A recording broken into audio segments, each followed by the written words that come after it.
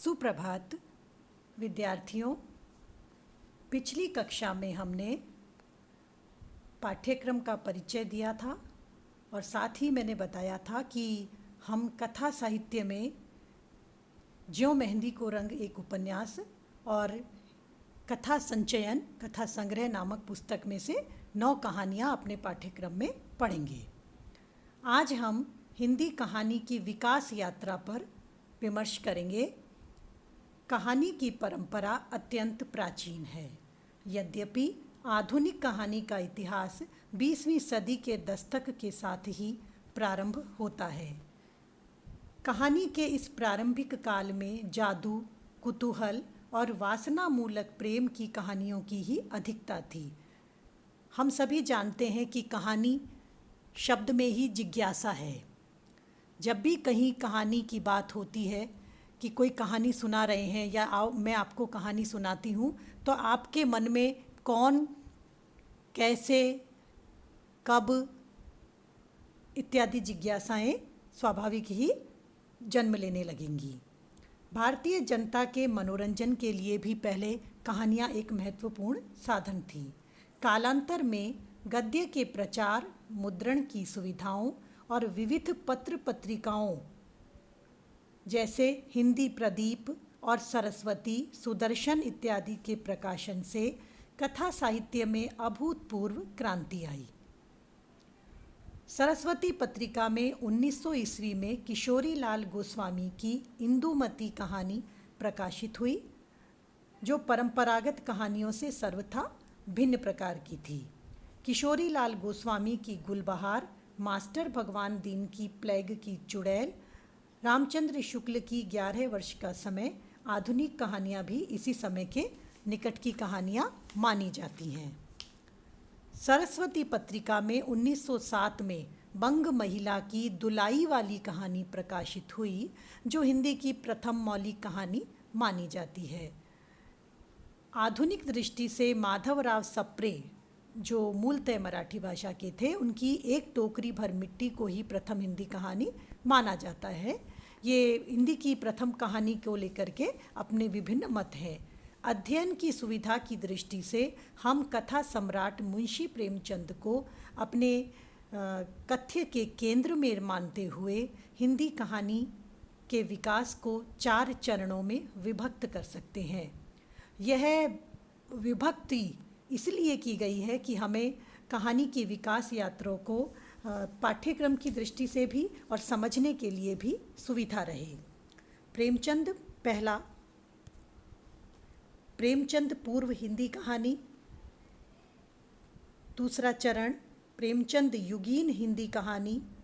तीसरा चरण प्रेमचंदोत्तर हिंदी कहानी। और चौथा चरण प्रमुख कहानी आंदोलन। प्रथम का कुछ परिचय लेते हैं। प्रेमचंद पूर्व हिंदी कहानी, यह लगभग 1900 से 1915 तक माना गया है। इस कालखंड में हिंदी कहानी अपना मूल स्वरूप ग्रहण करने को अग्रसर थी। हिंदी की प्रथम कहानी इस कालखंड में लिखी गई कहानी विधा की प्रारंभिक प्रसिद्ध कहानियाँ माधव प्रसाद मिश्र की मन की चंचलता, वृंदावन लाल वर्मा की राखी बंद भाई जो 1909 में प्रकाशित हुई इत्यादि, विश्वंभर नाथ शर्मा कौशिक की रक्षाबंधन, ये सभी कहानियाँ सरस्वती पत्रिका में प्रकाशित हुई थी। कहानी को कहानी बनाने का श्रेय सरस्वती पत्रिका को जाता है। चंद्रधर शर्मा गुलेरी इस काल के श्रेष्ठ कहानीकारों में माने जाते हैं, जिनकी 3 कहानियाँ सुखमय जीवन 1911, बुद्धू का कांटा 1914 व उसने कहा था 1915 में प्रकाशित हुई। उसने कहा था कथ्य और शिल्प दोनों ही दृष्टियों से इस युग की श्रेष्ठ कहानी मानी जाती है और यह कहानी हमारे पाठ्यक्रम में भी है। जब इस कहानी को पर हम चर्चा करेंगे, व्याख्या, सारांश इत्यादि पर जब मैं आपको बात करूंगी, आपको समझ में आएगा। दूसरा युग है प्रेमचंद युगीन हिंदी कहानी। हम दूसरे चरण में प्रवेश करते हैं। सन 1916 से 1936 ईस्वी प्रेमचंद को हिंदी के युग प्रवर्तक कहानीकार के रूप में देखा जाता है। पहले नवाब राय के रूप में उर्दू में लिखते थे। उर्दू में इनका कहानी संग्रह सोजे वतन प्रकाशित हुआ। धीरे धीरे प्रेमचंद हिंदी में लिखने लगे और हिंदी कथा साहित्य में अमर हो गए। परमेश्वर 1916 ईस्वी से कफन 1136 ईस्वी तक के सफ़र में इन्होंने 300 से अधिक कहानियों की रचना की, जो बाद में मानसरोवर नाम से 8 खंडों में प्रकाशित हुई। प्रेमचंद की कहानियाँ सत्य, यथार्थ और परिवेश से जुड़ी हुई है। हम सभी जानते हैं प्रेमचंद जमीन के कथाकार हैं। उन्होंने अपनी कहानियों में विभिन्न सामाजिक समस्याओं को उठाया है। प्रेमचंद की शुरुआती कहानियों में कुछ आदर्शवाद और तत्पश्चात यथार्थवाद अपना स्वरूप ग्रहण करता जाता है। पूस की रात, कफन इत्यादि कहानियाँ यथार्थ को नग्न रूप में समाज के समक्ष प्रस्तुत करती हैं। प्रेमचंद के साथ साथ उनकी कहानियों के पात्र भी अमर हो गए। जयशंकर प्रसाद भी इनके समकालीन कहानीकार के रूप में उभरे और उनका कहानी संग्रह प्रतिध्वनि 1926 ईस्वी में, आंधी 1931 ईस्वी में प्रकाशित हुआ। विश्वंभर नाथ शर्मा कौशिक की सुप्रभात 1923 में, सुभद्रा कुमारी चौहान की बिखरे मोती कहानी संग्रह भी हमारे सामने आया। इस प्रकार से हम देखते हैं कि प्रेमचंद युगीन कहानियों में ज़मीन से जुड़ने की बात, सामान्य आदमी, सामान्य समस्याएं इत्यादि को उजागर करने का प्रयास रहा।